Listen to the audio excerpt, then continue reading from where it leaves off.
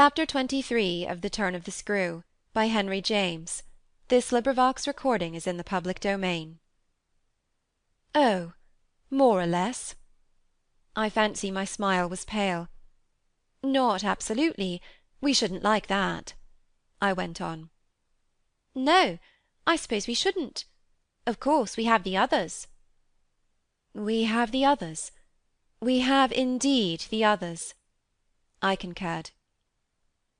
Yet even though we have them, he returned, still with his hands in his pockets, and planted there in front of me, they don't much count, do they?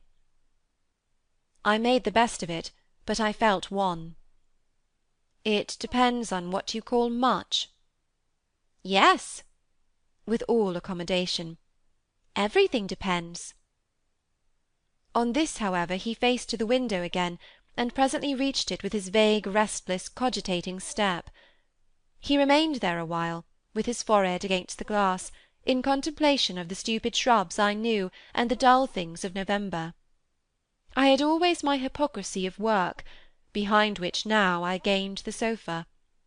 Steadying myself with it there as I had repeatedly done at those moments of torment that I have described as the moments of my knowing the children to be given to something from which I was barred, I sufficiently obeyed my habit of being prepared for the worst.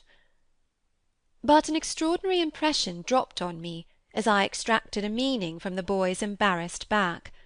None other than the impression that I was not barred now.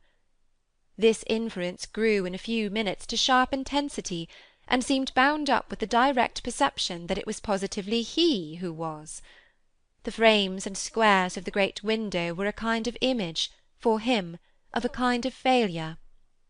I felt that I saw him, at any rate, shut in, or shut out. He was admirable, but not comfortable.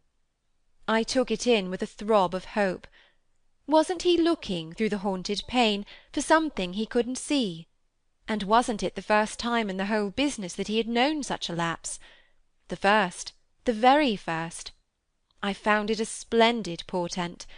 It made him anxious, though he watched himself.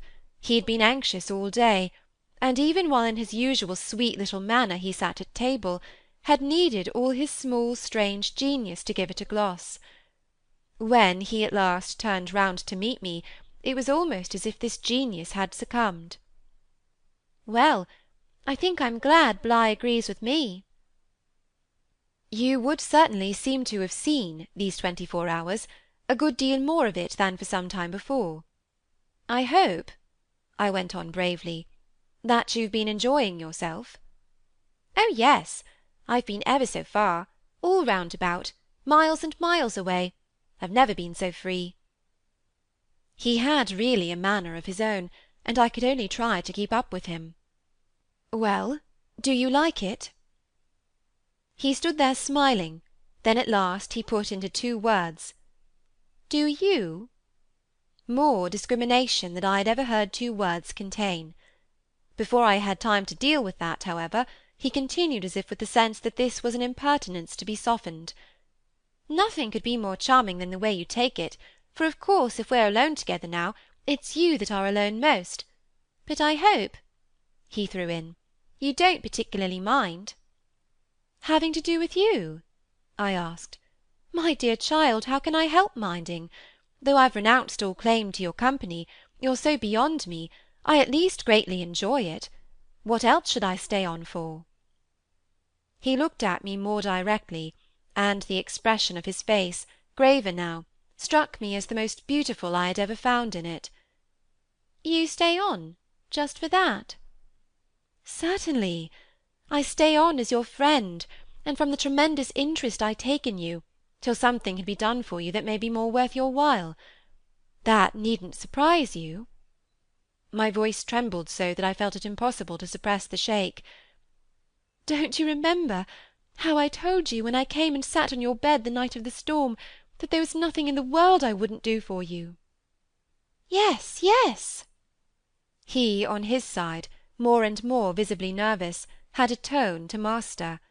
But he was so much more successful than I that, laughing out through his gravity, he could pretend we were pleasantly jesting. Only that, I think, was to get me to do something for you. It was partly to get you to do something, I conceded. But you know you didn't do it. Oh, yes, he said with the brightest superficial eagerness. You wanted me to tell you something. That's it. Out, straight out. What you have on your mind, you know. Ah, then, is that what you've stayed over for? He spoke with a gaiety through which I could still catch the finest little quiver of resentful passion, but I can't begin to express the effect upon me of an implication of surrender even so faint. It was as if what I had yearned for had come at last only to astonish me. Well, yes, I may as well make a clean breast of it. It was precisely for that. He waited so long that I supposed it for the purpose of repudiating the assumption on which my action had been founded. But what he finally said was, "Do you mean now? Here?" "There couldn't be a better place or time." He looked round him uneasily, and I had the rare, the queer impression of the very first symptom I had seen in him of the approach of immediate fear. It was as if he was suddenly afraid of me, which struck me indeed as perhaps the best thing to make him. Yet in the very pang of the effort I felt it vain to try sternness, and I heard myself the next instant so gentle as to be almost grotesque. "You want so to go out again?" "Awfully." He smiled at me heroically, and the touching little bravery of it was enhanced by his actually flushing with pain. He had picked up his hat, which he had brought in, and stood twirling it in a way that gave me, even as I was just nearly reaching port, a perverse horror of what I was doing. To do it in any way was an act of violence, for what did it consist of but the obtrusion of the idea of grossness and guilt on a small helpless creature, who had been for me a revelation of the possibilities of beautiful intercourse? Wasn't it base to create for a being so exquisite a mere alien awkwardness? I suppose I now read into our situation a clearness it couldn't have had at the time, for I seem to see our poor eyes already lighted with some spark of a prevision of the anguish that was to come. So we circled about, with terrors and scruples, like fighters not daring to close. But it was for each other we feared. That kept us a little longer suspended and unbruised. "I'll tell you everything," Miles said. "I mean, I'll tell you anything you like. You'll stay on with me, and we shall both be all right, and I will tell you, I will. But not now." "Why not now?" My insistence turned him from me, and kept him once more at his window in a silence during which between us you might have heard a pin drop.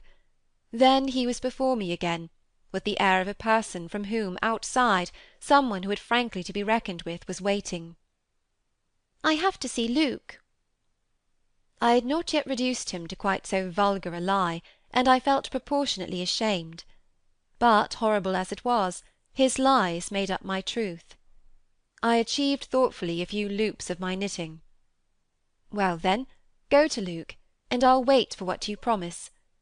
Only in return for that, satisfy, before you leave me, one very much smaller request." He looked as if he felt he had succeeded enough to be able still a little to bargain. "Very much smaller?" "Yes, a mere fraction of the whole. Tell me." Oh, my work preoccupied me, and I was off-hand. "If yesterday afternoon, from the table in the hall, you took, you know, my letter." Chapter 23